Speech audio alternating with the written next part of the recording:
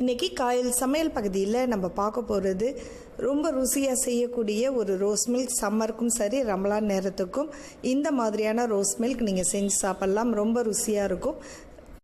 இப்போ அதுக்கு பாதாம் பிசின் தேவைப்படும். பாதாம் பிசின்றது இந்த மாதிரி கல்கல்லாக நம்ம நாட்டு மருந்து கடையிலையோ மார்க்கெட்லேயும் கிடைக்கும். இதை நீங்கள் ஊற வச்சுருங்க. ஒரு 4-5 கல் எடுத்துகிட்டு ஒரு 7 மணி நேரம் ஊற வச்சிட்டிங்கன்னா பாதாம் பிசின் ரெடி ஆகிடும்.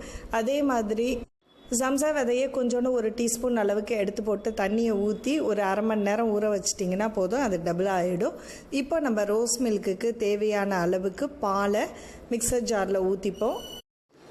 இதில் கொஞ்சமாக ரோஸ் மில்க் எசன்ஸை இதில் ஆட் பண்ணலாம். இது ரமலான் நேரத்தில் ஒரே மாதிரியான ரோஸ் மில்க் நம்ம செய்யாமல் அதே மாதிரி ஃபாலுடாவோ அல்லது ஜிகரதண்டா எல்லாம் செய்கிறதுக்கு நமக்கு டைம் ஆகும். இது ரொம்ப சிம்பிளாகவும் அதே டேஸ்ட்டில் நம்ம செய்யக்கூடிய அளவுக்கு இதில் ருசியும் அதிகமாக இருக்கும். இதில் தேவையான அளவுக்கு நம்ம சீனியை ஆட் பண்ணிவிட்டு இதில் மிக்சரில் நல்லா அரைக்க போகிறோம். மிக்ஸி ஜாரில் கூட நம்ம அரைச்சி அதை தனியாக எடுத்து வச்சுருங்க. அப்புறம் இதுக்கு மெயினாக தேவை நன்னாரி சர்பத். அப்படி உங்ககிட்ட இல்லைன்னா ரூஹ் அஃப்ஸா, இது நமக்கு மார்க்கெட்லேயே கிடைக்கும். நோம்பு நேரத்தில் நீங்கள் நிறைய இதை யூஸ் பண்ணிக்கலாம். இதுவும் நல்ல ஃப்ளேவரில் இருக்கும். இப்போ எந்த டம்ளரில் நம்ம சர்வ் பண்ண போகிறோமோ அதில் தேவையான அளவுக்கு பாதாம் பிசின் இதில் சேர்த்துக்குங்க. பாதாம் பிசின் அவ்வளோ உடம்புக்கு குளுமை. அது வெயில் காலத்துக்கும் சரி நோம்பு நேரத்துலேயே அதிகமாக எடுத்துங்க. ஒரு 2 டேபிள் ஸ்பூன் அளவுக்கு இதில் சேர்த்துங்க. இதில் பாதாம் பிசின் தான் நிறைய நம்ம சேர்க்க போகிறோம். நல்ல ருசியாகவும் இருக்கும். அதில் தேவையான அளவுக்கு ரூஹ் அஃப்ஸாவை நம்ம இதில் சேர்த்துக்கிறோம். இது நல்ல ஃப்ளேவராகவும் இருக்கும், வாசனையாகவும் இருக்கும். ஸோ இந்த ஸ்மெல் எல்லாருக்குமே பிடிக்கும். அப்படி உங்களுக்கு பிடிக்கலன்னா இதுக்கு பதிலாக நன்னாரி சர்பத் நீங்கள் ஊற்றிக்கலாம். ரொம்ப ருசியாக இருக்கும். இதில் இன்னும் நல்ல ஃப்ளேவர் கொடுக்கறதுக்காகவும் ருசியை ஏற்றுறதுக்காகவும் இதோட உங்களுக்கு விருப்பமான ஐஸ்கிரீமை இதில் நீங்கள் சேர்த்துக்கலாம். ஒரு ஸ்கூப் போடுங்க.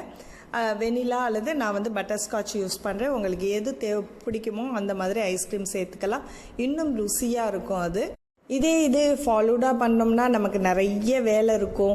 அந்த மாதிரிலாம் பண்ணுறதை விட இது ரொம்ப சிம்பிளாகவும் ஈஸியாக ரெடிமிக்ஸாக பண்ணுற மாதிரி நான் பண்ணியிருக்கேன். ஸோ இதுக்கு மேலே நம்ம அரைச்சி வச்ச ரோஸ் மில்கை வடிகட்டி ஊற்றிடுங்க. ரோஸ் மில்கை பொறுத்த வரைக்கும் இந்த மாதிரி மிக்சியில் அரைக்கும் போது அதோட டேஸ்ட் இன்னும் டபுள் ஆகும். நார்மலாக வெறும் பாலில் கரைக்கிறத விட நீங்கள் ரோஸ் மில்கை மிக்சியில் அடித்து யூஸ் பண்ணிங்கன்னா ரொம்ப ருசி கொடுக்கும். அது பாலை நல்லா காய்ச்சிட்டு தண்ணி ஊற்றாமல் பால் காய்ச்சணும். மெயின் அதில் பால் நல்லா ஆறுனதுக்கு அப்புறம் நம்ம ஜூஸர் மிக்சரில் அரைச்சி எடுத்துறோம். ஸோ அப்படி வடிகட்டி போடும்போது தான் நல்ல இந்த திப்புன்னு எல்லாமே நீட்டாக இருக்கும். பாலில் எந்த ஒரு ஆடையும் இல்லாமல். இதுக்கு மேலே உங்களுக்கு விருப்பப்பட்ட பாதாம், பிஸ்தா அதெல்லாம் சின்ன சின்னதாக கட் பண்ணி மேலே தூவிடுங்க. இதுக்கு மேலேயும் ஜம்சா விதையும் நம்ம இதில் ஒரு டீஸ்பூன் அளவுக்கு 2 டீஸ்பூன் அளவுக்கு உங்களுக்கு எவ்வளோ தேவையோ இந்த மாதிரி மேலே போட்டுக்கலாம். இது கிட்டத்தட்ட ஜிகரதண்டா மாதிரியே இருக்கும். ஆனால் அதில் கடப்பாசி, நன்னாரி சர்பத், வெனிலா ஐஸ்கிரீம் நம்ம சேர்ப்போம்.